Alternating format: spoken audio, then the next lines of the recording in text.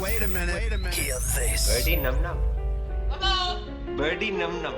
Birdy num num. What's up, ladies and gentlemen? Hello, how are you? And welcome back to another episode of the Birdy Num Num podcast, BNN, inspiring creativity after engineering, because your life begins after engineering.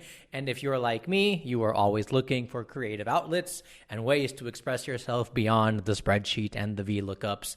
And ladies and gentlemen, Sanjay Manaktala here. We have a nice open dialogue every week, you and I. And on that note, I want to do something a little different this week. I would like to take a particular theme to discuss, because I was thinking about this in the bathroom where I think of you guys. And basically, as you can tell from the title of the episode, is this week I want to talk about jokes. And don't worry, I don't want to talk about stand-up comedy and the art of comedy and yada, yada, yada. I specifically want to talk about how jokes can help you, my dear listener, my dear avid podcast listener, every week on the Birdy Num Num podcast. By the way, I'm having a good week. I hope you also are having a good week. So in today's episode, we're going to talk about jokes, and specifically, what can jokes do for you? Now, a lot of people, as they might know, in India, where a lot of my listeners are, stand-up comedy is booming. Humor is a part of life. Humor is something that after sex sells the most, okay? So what can we learn from jokes, okay? I'm going to basically lay this out like a listicle, because that's how I was thinking about it. But we live in a time right now where everyone does not have attention. Attention is the one thing that I feel you cannot manufacture more of, okay? Like, hey, you want to know where to focus your attention? Focus it on your attention. Get it? Okay? Like, we are so distracted, I myself am included. And so, number one, like, what can jokes do for you, okay? Keep it short. We always talk about in stand-up comedy and in joke writing and in humor writing, cut the fat, trim it down, keep it short, okay? If you're telling a joke about something, there's no need to add unnecessary details. And in life, you also have to keep it short. Right now, attention is so scarce. It's so hard to get your message across, whether you're talking about running a Facebook ad or trying to grab somebody's attention or trying to get somebody to install an app or even tell your friend a story or even show somebody a YouTube video. You know, hey, man, you got to watch this video. It's so funny. And that person is like, where's the funny part? And you're just staring at them like, it's going to be good, dude. Don't worry about it. It's going to be great. It's funny, right? It's funny. I'm sure some of you would have showed some of your friends my videos or my podcast and be like, I don't get it. Like, can I go back to what I was doing? So in comedy and in joke writing, we say that it's very important to keep it short. And in your life, I think we can all agree, whether you're doing an elevator pitch, for those of you who don't know what an elevator pitch is, it's, hey, explain your app to me in literally the time it takes to go from one level to the 10th level, right? Literally a minute. How would you explain your idea? And a lot of people these days, whenever they have an idea, whenever they're trying to communicate to a girl they like them or a guy they like them, if they're trying to reflect an opinion on a Facebook post, they're just so wordy and extra, and they're so fat about how much other details they're adding, as opposed to with joke writing and in life, keep it short, keep it simple, all right? If I'm trying to tell a joke about a fight my wife and I had, which thankfully, touch wood, we don't really fight that much. By the way, there was a hilarious, I'm going to put a screenshot in the video for this if you're looking. But it was like this hilarious tweet that I wish I could retweet it twice. Like, this girl posted like, people on Instagram, marriage is so great. We fight all the time, but there's nothing like a nice, strong love marriage. I hate my husband. And it was just so, I'm thankful that I hope I'm not in that space anytime soon. But people are like, we know so many people like this who are in these toxic relationships. And it's just like, why are you in it? And I know you have kids and, you know, you picked your partner and the going gets tough. Don't quit. But I feel like on social media, a lot of the times the people who are the loudest about this stuff are the worst ones. But anyways, not to judge, but with joke writing, as I talked about, ironically, you need to keep things short. Okay.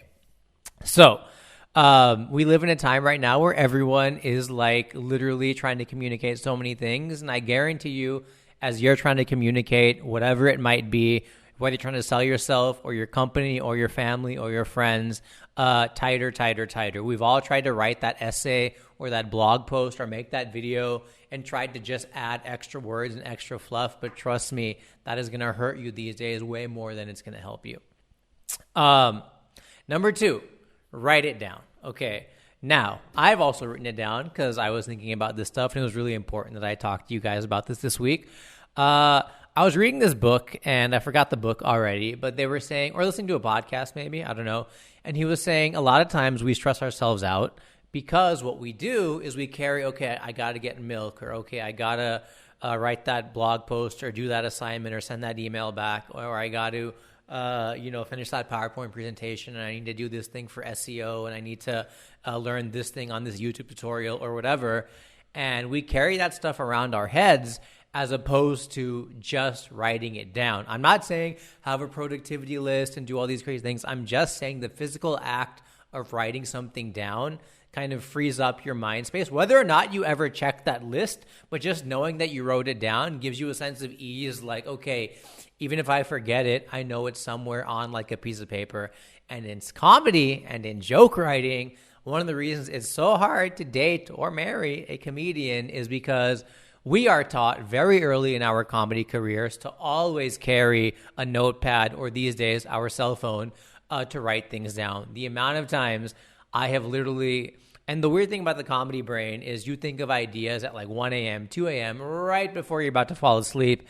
And as anybody with a blue light filter knows, checking your phone in the middle of the night right before bed is literally telling yourself you're going to be awake now for another 10 minutes because you just got that shot of light, whatever it is, right? And you're just like staring at your phone. But what I do now is I keep a notepad by the bed. I keep my phone away, so I have that peace of mind to know that if I thought of something funny, it's going to be right there in the morning for me to remember. And you'll think you're going to remember it. You're not. So I've learned, like, I keep these index cards with me all the time around the house now. I mean, by the way, nobody uses index cards anymore, but I feel like they're such lifesavers for the cost of like barbecue sauce. I don't know. They're literally one of my favorite things, but I write stuff down all the time now. Grocery list, things I got to do, things I want to do. And in joke writing, we do that all the time, but that helps us to just have peace of mind to continue and get these jokes done. And I'm pretty sure it'll help you. So I know a lot of you guys and girls are just on your phones all the time, making to-do lists on these apps like Keep and Evernote and all that stuff. But dude, there's nothing better than pen and paper. So whatever you're trying to do creative-wise or personally-wise or family-wise, trust me, it's so hipster, it's so retro. I posted this thing that I was asking somebody like, yo, what's your favorite productivity app? And they're like, oh, Paper. And you're like, huh? What? Like, I've never heard of it. That sounds cool. Is it on the app store? Like, no, like real paper. You know what I mean? Like I use a pen and a paper like a hipster, but I love it and I love it. And please, if you take anything away from my podcast this week, I want some of you to just start writing stuff again and just try it for a day or two. You don't have to buy a fancy notebook, write on a napkin, write on your hand, write anywhere, but there's something special about it, and I think you guys would really feel it.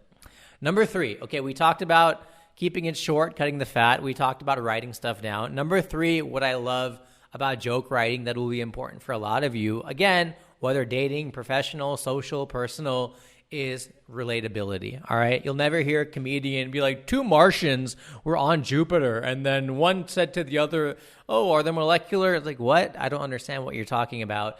And my friend, in joke writing and in comedy, we learn at a very young age, again, in our careers, is to be relatable. I'm not saying pander. I'm not saying, what's up with Gujaratis and Diwali is like this and middle class is like that.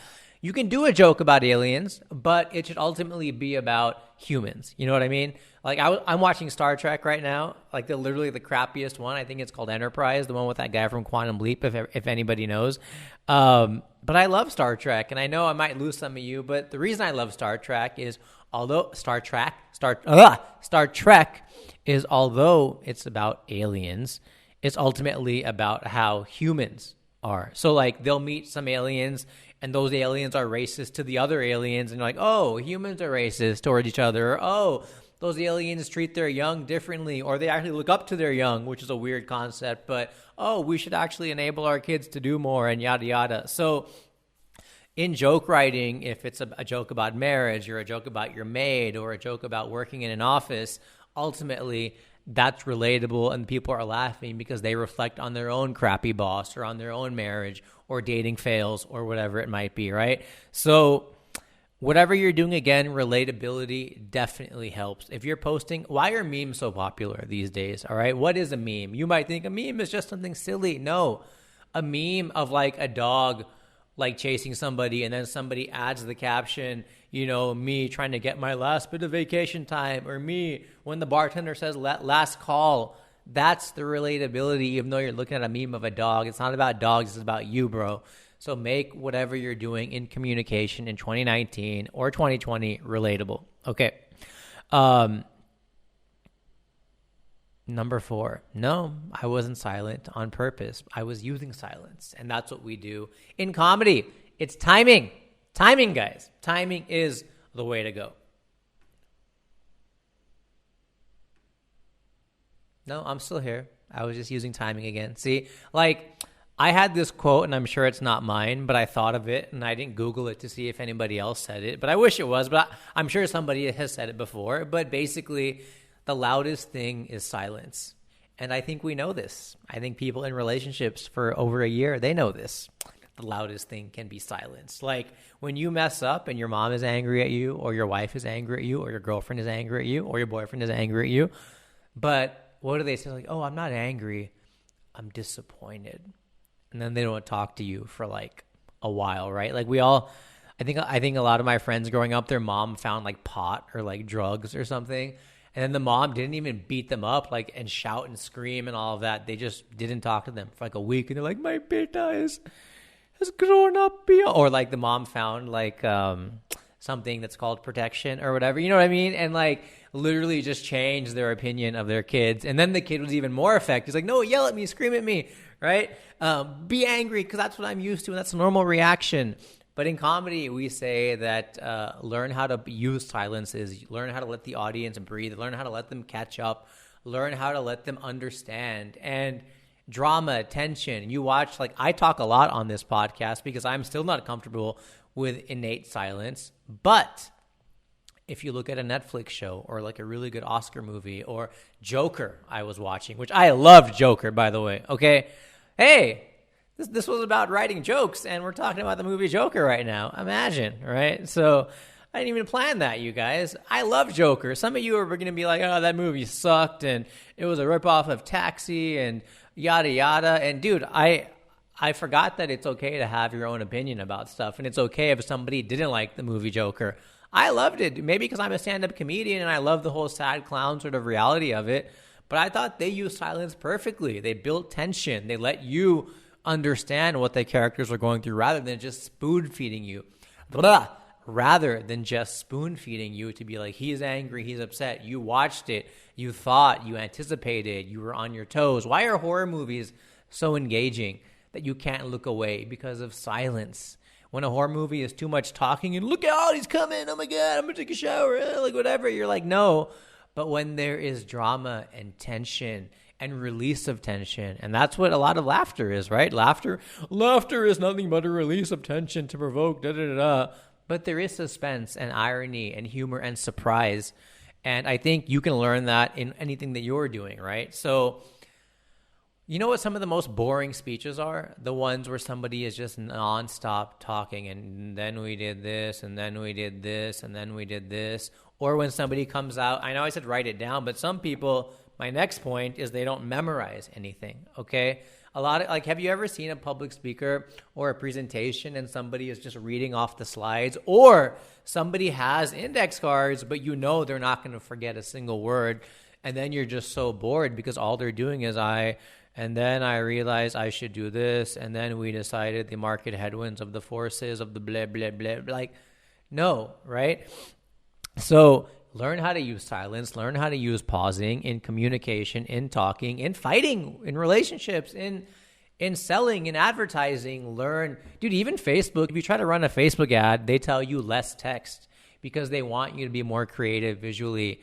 And even on video, they want you to let things breathe. So I know you're like, God, here's the crazy part of our society. You need to grab somebody's attention in like under 5 seconds. But you also need to know, once you have that attention, how to keep it and how to use it. And the way to keep it is not to keep shouting, but to let it breathe. Yeah. Woo! Okay. So we talked about, what did we talked about so far? Writing it down. We talked about keeping it short, relatable. I'm reading off right now. Memorization. Okay. Here's the crazy thing about joke writing or comedy. I feel a lot of times in our society, people don't ask the right questions. And it's not, how do I get a girlfriend? It's actually, how do I get in shape? Or and if you don't want to be in shape, that's fine. I'm not trying to get on like the body shaming bandwagon or whatever. Or how do I be funnier? It's maybe it's not that. It's how do I memorize things more? It's not how do I get more confidence, because how do you get more confidence? No, it's how do I become a better public speaker? Oh, how do I become a better public speaker? That's actually how do I memorize things easier? Because if I memorize things easier, then I'm going to be able to make eye contact better rather than looking down. And if I memorize things easier, I will be a better public speaker because I will have it more ingrained in my head, and naturally I'll project more confidence, which ultimately gives me that view of how do I be more confident, right? So I know that was kind of a roundabout way of saying it, but ultimately, okay, you need to learn how to ask the right questions, and comedy does that a lot, okay? One of the best things stand-up and joke writing did for me, aside from keeping my message short and concise, was it taught me how to memorize, okay? And when I learned how to memorize, dude, I was way better at Accenture as a public speaker and as a presenter and as a salesman because stand-up made me remember 10 bullet points to try to tell 5 jokes in 5 minutes.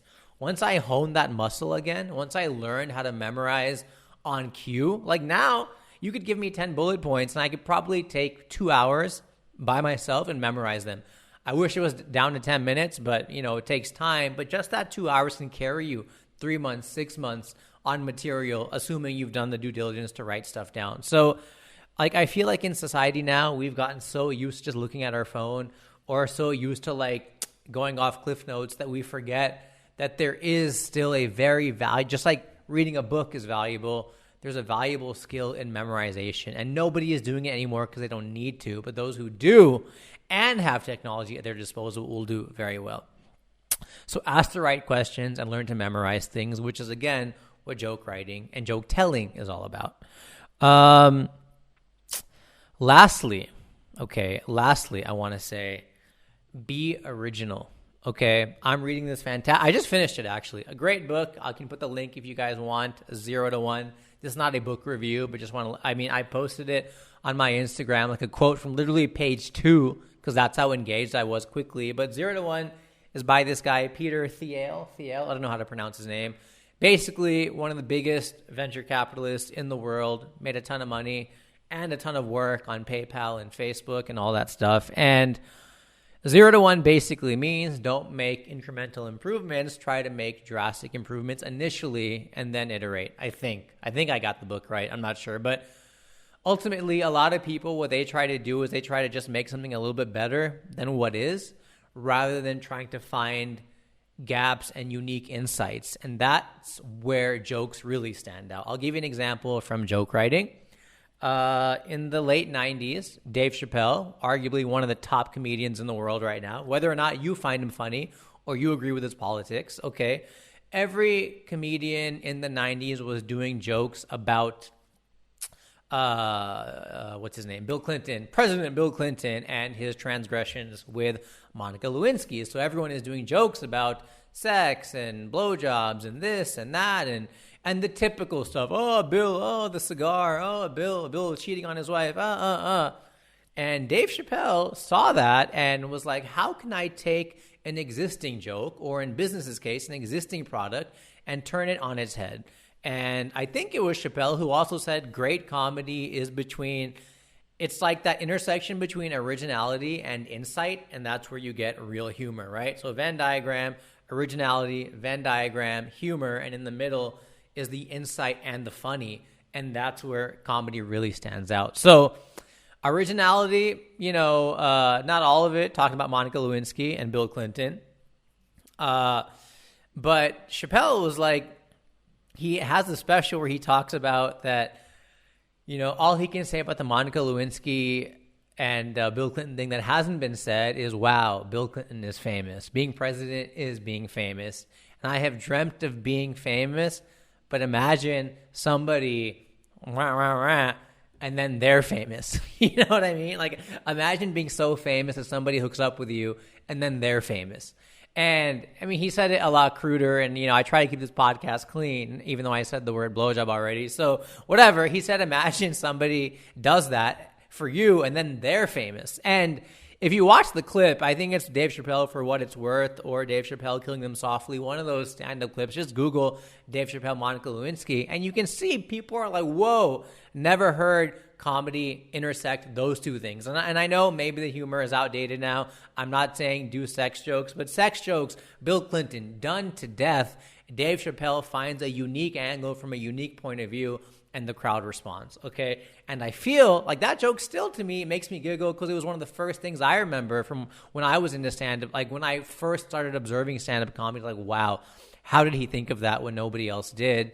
And I feel like with jokes, like, dude, a good joke, a good original joke, or like a really good tweet. Like, there was another comedian called Deanne something who talked about, I think she's like a lesbian comic, and she had talked about how basically a lot of lesbians are just tired of men's garbage. So, like, straight guys, get it together because we're taking all your women.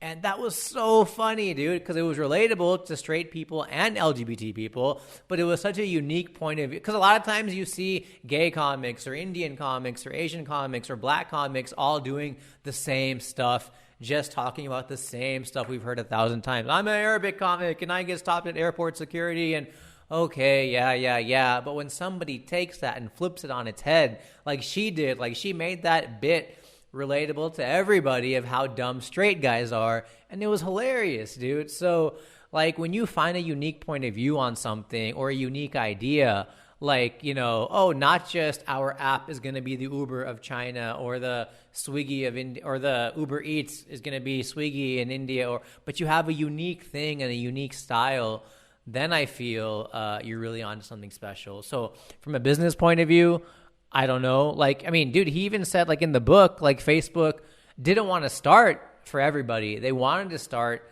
like, you start with a small idea and then you expand it, because generally all of humankind can adapt to a niche, right? Niche, whatever it is. So Facebook, for example, college, that's about college kids. It was only for one university. Then it expanded to society as a whole. Your joke can be only about one facet of life. Then it can expand to humor to be about everything else. So that girl started with the lesbian stuff and then made it universal to everybody. Everybody can understand relationships, and people are stupid, and people are dumb, and yada, yada. So I know I was a bit rambly, even though I tried not to be. But there's a lot to learn from joke writing and jokes in your life, ladies and gentlemen. So just to recap, what do we talk about? Keeping it short, writing it down, being relatable, using silence, timing, be original, finding insight.